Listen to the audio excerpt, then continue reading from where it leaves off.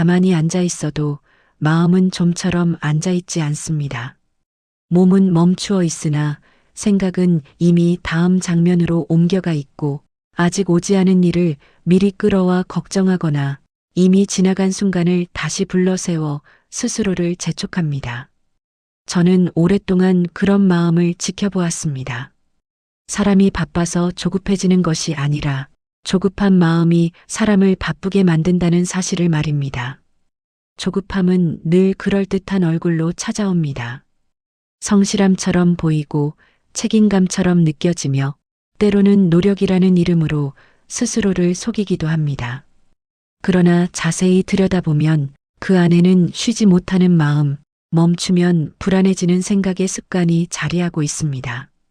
생각이 깊어지지 않는 날들이 있습니다. 하루 종일 무언가를 했는데도 정작 자신에 대해 떠올린 문장은 하나도 남지 않는 날. 그날의 공통점은 늘 같았습니다. 마음이 너무 앞서 있었고 너무 급했습니다. 저는 그 조급함을 나무에 비유하곤 합니다. 뿌리가 자라기도 전에 가지를 뻗으려는 나무는 결국 바람 앞에서 쉽게 흔들립니다. 생각 또한 그러합니다. 멈추지 못한 사유는 깊어지지 못하고 깊어지지 못한 생각은 삶을 바로 세우지 못합니다. 이 이야기는 어떻게 더 빨리 나아갈 것인가를 묻지 않습니다. 대신 이렇게 묻고자 합니다. 당신의 마음은 지금 어디로 그렇게 서두르고 있습니까? 오늘 우리는 조급함을 다그치지 않을 것입니다. 억지로 고치려 하지도 않을 것입니다. 다만 그 마음이 언제부터 그렇게 빨라졌는지, 어디에서 멈추는 법을 잊었는지를 차분히 되짚어 보려 합니다. 서두르지 않겠습니다. 이 사유에는 속도가 필요하지 않기 때문입니다. 아침은 늘 공평하게 주어집니다. 해가 떠오르는 속도도 공기가 밝아지는 순서도 어느 누구를 재촉하지 않습니다. 그러나 사람의 마음만은 아침이 오기도 전에 이미 하루의 끝을 향해 달려가 있습니다. 눈을 뜨는 순간 몸은 아직 침상에 머물러 있는데 마음은 벌써 몇 가지 일을 끝내지 못한 듯 초조해합니다. 해야 할 일들이 줄을 서서 기다리고 있는 것처럼 아직 시작하지도 않은 하루가 이미 늦었다고 속삭입니다. 이때 마음은 묘한 착각에 빠집니다. 서두르지 않으면 뒤처질 것 같고 멈추면 게을러질 것 같으며 잠시 숨을 고르면 모든 것이 무너질 것처럼 느낍니다. 그러나 저는 오래 지켜보며 알게 되었습니다. 아침의 조급함은 대개 현실의 요구가 아니라 마음의 습관이라는 사실을 말입니다. 마음이 늦어 있다는 감각은 시계에서 오지 않습니다. 그것은 비교에서 생겨나고 미리 앞서간 상상에서 비롯됩니다. 아직 일어나지 않은 일을 이미 실패한 것처럼 받아들이는 순간 마음은 스스로를 재촉하기 시작합니다. 이러한 상태에서 생각은 깊어질 수 없습니다. 조급한 마음은 사유를 기다려주지 않기 때문입니다. 마치 물을 끓이기도 전에 뚜껑을 열어 결과를 확인하려는 것과 같습니다. 그 물이 아직 뜨겁지 않다는 사실은 중요하지 않습니다. 마음은 이미 답을 요구하고 있기 때문입니다. 저는 아침의 마음을 논밭에 내린 이른 안개에 비유하곤 합니다. 안개가 짙을수록 땅의 윤곽은 흐려집니다. 조급함이 짙을수록 자신의 생각 또한 분명히 보이지 않습니다. 이때 필요한 것은 더 빠른 걸음이 아닙니다. 더 많은 계획도 아닙니다. 그저 잠시 마음이 어디로 달려가고 있는지 스스로에게 묻는 일입니다. 나는 지금 무엇을 두려워하고 있는가? 무엇을 놓칠까봐 이렇게 급해졌는가? 대답이 바로 나오지 않아도 괜찮습니다. 중요한 것은 질문 앞에서 멈추는 그 순간입니다. 그 짧은 멈춤이 하루 전체의 결을 바꾸기 시작합니다. 아침부터 이미 늦었다고 느끼는 날은 대개 자신에게 가장 엄격한 날입니다. 스스로를 몰아세우며 아직 시작도 하지 않은 하루를 판결해버린 날입니다. 그러나 하루는 그렇게 빨리 판단받아야 할 존재가 아닙니다. 생각 또한 그러합니다. 충분히 머물러 줄 때에만 비로소 제 모양을 갖춥니다. 아침에 마음이 늦어 있을수록 그날의 사유는 얕아지기 쉽습니다. 그래서 저는 늘 이렇게 말하고 싶었습니다. 하루를 서두르지 마십시오. 하루가 아니라 마음이 먼저 제자리를 찾도록 기다려 주십시오. 하루를 돌아보면 실제로 처리해야 할 일은 그리 많지 않은데 마음만은 하루 종일 숨이 가쁜 날이 있습니다. 몸은 그다지 움직이지 않았고 시간도 충분히 흘러갔음에도 마음은 쉬지 못한 채 끝에 다다른 날입니다. 이럴 때 사람은 흔히 말합니다. 오늘은 너무 바빴다고.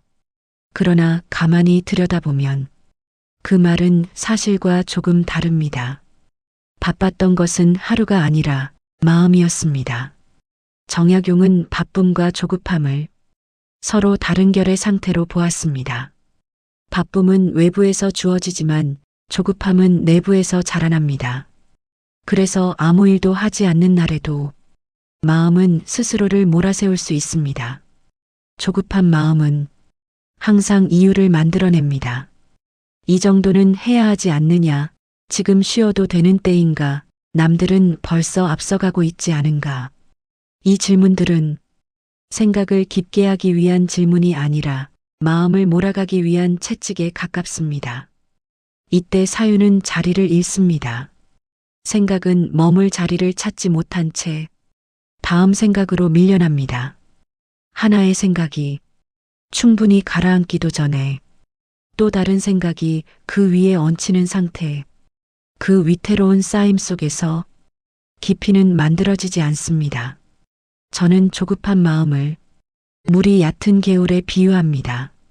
물은 끊임없이 흐르지만 깊어질 틈은 없습니다. 반면 물이 고이는 곳은 겉으로 보기에 조용하지만 그 안에는 단단한 깊이가 생깁니다. 사람은 흔히 쉬는 것을 두려워합니다. 멈추는 순간 자신이 무가치해질 것 같고 아무것도 아닌 사람이 될 것 같은 불안이 고개를 듭니다. 그러나 그 불안은 실제의 자신이 아니라 쉼을 허락하지 않는 마음의 기준에서 비롯됩니다. 바쁘지 않은데도 급한 마음은 스스로에게 너무 많은 판결을 내립니다. 오늘의 나는 충분했는지, 이 정도 노력으로 괜찮은지, 뒤처진 것은 아닌지, 그 모든 판단이 아직 끝나지 않은 하루 위에 너무 이르게 내려집니다. 이때 필요한 것은 더 많은 성취가 아닙니다. 더 빠른 속도도 아닙니다. 그저 아무것도 하지 않아도 되는 시간을 마음에게 허락하는 일입니다. 그 시간은 게으름이 아닙니다. 사유가 숨을 고르는 시간이며 마음이 스스로를 정리하는 필요한 여백입니다. 바쁘지 않은데도 급한 날이 자주 반복된다면 그것은 삶이 요구하는 속도가 아니라 마음이 스스로에게 부과한 속도일지 모릅니다. 저는 이 장을 이 한 문장으로 정리하고 싶습니다. 일이 많아서 마음이 급한 것이 아니라 마음이 급해서 하루가 바빠 보이는 것입니다. 하루를 마치고 돌아보면 무엇을 했는지는 기억나는데 무엇을 생각했는지는 떠오르지 않는 날이 있습니다. 그날은 분명 바쁘게 지나갔고 손에 쥔 결과도 있었지만 마음속에는 아무 문장도 남아있지 않습니다. 생각이 깊어지지 않는 날에는 늘 몇 가지 공통점이 있습니다. 그중 가장 분명한 것은 생각을 끝까지 허락하지 않았다는 점입니다. 조급한 마음은 생각이 자라기도 전에 다음 결론을 요구합니다. 그래서 결론은 무엇인가? 지금 당장 무엇을 해야 하는가? 이 재촉 속에서 사유는 아직 말을 끝내지 못한 채 중간에서 잘려나갑니다. 정약용은 생각이란 빨리 떠오르는 것이 아니라 천천히 머무르며 익어가는 것이라 보았습니다. 그러나 조급한 날의 마음은 익힐 시간을 주지 않습니다. 생각을 수단으로만 대하고 결과로만 평가합니다. 그래서 그런 날에는 스스로에게 질문을 거의 던지지 않습니다. 질문을 던질 틈이 없기 때문입니다. 대신 이미 만들어진 기준과 미리 정해진 답을 서둘러 가져다 씁니다. 이때 생각은 자기 자신의 것이 아니라 습관의 반복이 됩니다. 생각이 얕아지는 또 하나의 징후는 감정이 지나치게 앞서는 상태입니다. 불안, 초조, 조바심 같은 감정이 마음을 가득 채우면 사유는 그 감정의 뒤를 따라가느라 자신의 길을 잃습니다. 마치 흐린 물 위에 돌을 던지는 것과 같습니다. 물이 가라앉기도 전에 또 다른 돌이 떨어지면 바닥은 끝내 보이지 않습니다. 생각도 그러합니다. 감정이 가라앉을 시간을 주지 않으면 사유는 깊어질 수 없습니다. 저는 그런 날의 마음을 정리되지 않은 방에 비유합니다. 물건은 많고 움직임도 분주하지만 어디에 무엇이 있는지는 알 수 없습니다. 그 방 안에서는 아무리 오래 머물러도 차분한 생각이 태어나기 어렵습니다. 생각이 깊어지지 않는 날들은 대개 스스로에게 너무 적은 시간을 허락한 날들입니다. 생각은 혼자 남아있을 때 자랍니다. 누구의 평가도, 다음 일정도, 당장의 결과도 잠시 내려놓을 때 비로소 자신의 모양을 찾습니다. 그래서 저는 이런 날이 지나간 뒤 항상 같은 말을 마음속에 남깁니다. 생각이 얕았던 것이 아니라 생각할 틈을 주지 않았을 뿐입니다. 그 사실을 인정하는 순간 자책은 줄어들고 다음 날의 마음은 조금 더 느려질 준비를 합니다. 사람은 멈춤을 두려워합니다. 아무것도 하지 않는 순간이 곧 낭비처럼 느껴지기 때문입니다. 손에 쥔 것이 없으면 시간이 새어나간 것 같고 앞으로 나아가지 않으면 뒤처진 듯한 불안이 마음을 채웁니다. 그러나 저는 오랫동안 관찰하며 정반대의 사실을 보아왔습니다. 멈추지 못하는 마음이야말로 가장 많은 시간을 흘려보낸다는 것을 말입니다. 멈추지 않는 마음은 늘 같은 생각을 되풀이합니다. 앞서 가보지도 못한 길을 수없이 상상하며 걱정하고 이미 지나간 순간을 다시 불러 세워 후회합니다. 겉으로는 움직이고 있으나 사유는 제자리에서만 맴돕니다. 정약용은 사유를 움직임보다 정돈에 가까운 것으로 보았습니다. 흩어진 생각을 한자리에 모으고 불필요한 것을 덜어내는 일, 그 과정에는 반드시 멈춤이 필요합니다. 멈춤은 생각을 멈추는 일이 아닙니다. 오히려 생각이 제자리를 찾도록 기다려주는 일입니다. 마치 흐트러진 글을 다시 읽기 위해 잠시 책장을 덮는 것과 같습니다. 책을 덮었다고 해서 내용이 사라지는 것은 아닙니다. 그 잠깐의 여백이 오히려 이해를 깊게 만듭니다. 사람이 멈추는 순간은 대개 아주 짧습니다.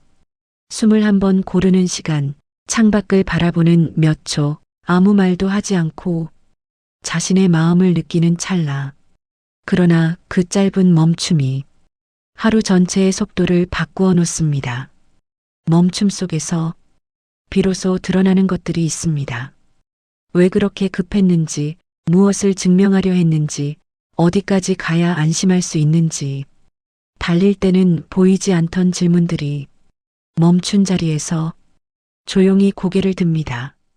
저는 멈춤을 논밭에 고이는 물에 비유합니다.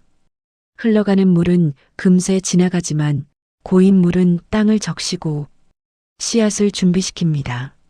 사유도 그러합니다. 멈춰 있을 때 비로소 다음 생각을 키울 힘을 얻습니다. 멈춤은 시간을 잃는 일이 아닙니다. 시간을 다시 자신의 것으로 되찾는 일입니다. 남의 속도에 빼앗겼던 시간을 마음에게 돌려주는 일입니다. 그래서 저는 이렇게 말하고 싶습니다. 오늘 하루 아무것도 하지 않은 순간이 있었다면 그 시간은 사라진 것이 아니라 당신의 생각을 위해 남겨진 시간입니다. 마음의 속도를 낮춘다고 하면 사람들은 흔히 삶의 속도를 줄여야 한다고 생각합니다. 일을 덜 해야 하고 책임을 내려놓아야 하며 어딘가로 떠나야 가능하다고 여깁니다. 그러나 정약용의 멈춤은 그런 방식이 아니었습니다. 그의 멈춤은 삶을 바꾸는 일이 아니라 마음을 다루는 태도를 바꾸는 일에 가까웠습니다. 마음의 속도는 대개 아주 사소한 지점에서 빨라집니다. 한 생각이 끝나기도 전에 다음 생각을 불러오는 습관, 말을 다 듣기 전에 이미 결론을 내리는 태도, 지금 이 순간보다 다음 순간을 더 중요하게 여기는 마음. 이 작은 습관들이 쌓여 마음을 늘 앞질러 가게 만듭니다. 그래서 속도를 낮추는 연습 또한 아주 작아야 합니다. 거창한 결심이 아니라 하루에 몇 번 자신의 마음을 되돌아보는 정도면 충분합니다. 예컨대 생각이 급해질 때 곧바로 답을 찾지 않고 잠시 질문을 그대로 두는 일, 지금 당장 결론이 필요할까? 이 한 문장을 마음속에 조용히 놓아두는 것만으로도 사유의 흐름은 달라집니다. 또 하나의 연습은 감정을 서둘러 설명하지 않는 것입니다. 불안할 때 왜 불안한지 곧바로 규정하지 않고 그저 지금 불안함이 있구나 하고 잠시 머무는 일입니다. 감정은 설명되기 전에 느껴질 시간이 필요합니다. 그 시간을 주지 않으면 생각은 언제나 감정의 뒤를 쫓게 됩니다. 정약용은 사유를 닦는 일에 비유하곤 했습니다. 날마다 조금씩 눈에 띄지 않게 그러나 꾸준히 닦아야 비로소 빛이 납니다. 마음의 속도를 낮추는 일도 그러합니다. 하루에 단 한 번이라도 의도적으로 느려질 수 있다면 그 하루는 이미 달라지고 있습니다. 중요한 것은 얼마나 오래 멈췄느냐가 아니라 스스로 선택해 멈췄느냐입니다. 남는 시간이 아니라 의식적으로 만든 여백. 그 여백이 마음을 다시 주인으로 돌려놓습니다. 이 연습은 즉각적인 변화를 약속하지 않습니다. 그러나 어느 순간 생각이 예전보다 조금 더 깊어졌다는 사실을 조용히 깨닫게 됩니다. 그때 사람은 알게 됩니다. 속도를 낮췄기 때문에 뒤처진 것이 아니라 비로소 제자리에 서게 되었다는 것을 말입니다. 어느 날부터인가 생각이 예전처럼 급하게 튀어나오지 않는 순간이 찾아옵니다. 무언가를 결정해야 할 때도 곧바로 답을 내리지 않고 잠시 마음이 가라앉기를 기다리게 됩니다. 그 변화는 아주 미세하여 스스로도 처음에는 알아차리지 못합니다. 조급함이 줄어든 마음은 눈에 띄는 성과를 먼저 보여주지 않습니다. 대신 하루의 결이 달라집니다. 말이 조금 느려지고 판단이 한 박자 늦어지며 생각이 스스로를 돌아보는 여지가 생깁니다. 정약용은 깊은 생각을 많은 생각과 구분했습니다. 생각이 많을수록 깊어지는 것이 아니라 머물 줄 아는 생각만이 깊어질 수 있다고 보았습니다. 조용한 마음은 그 머무름을 가능하게 합니다. 조급하지 않은 마음에서는 질문이 바뀝니다. 어떻게 빨리 끝낼 것인가에서 무엇이 옳은가로 남들보다 앞서는가에서 내 마음은 납득하는가로 이 질문의 변화가 삶의 방향을 조금씩 틀어놓습니다. 깊은 생각은 언제나 고요한 자리에서 태어납니다. 그 자리는 특별한 장소가 아닙니다. 아침의 창가일 수도 있고 하루를 마친 뒤의 침상일 수도 있으며 아무 말 없이 숨을 고르는 짧은 순간일 수도 있습니다. 중요한 것은 그 자리에 마음이 함께 있느냐는 점입니다. 몸은 머물러 있는데 마음만 앞서가 있다면 그곳은 여전히 소란스럽습니다.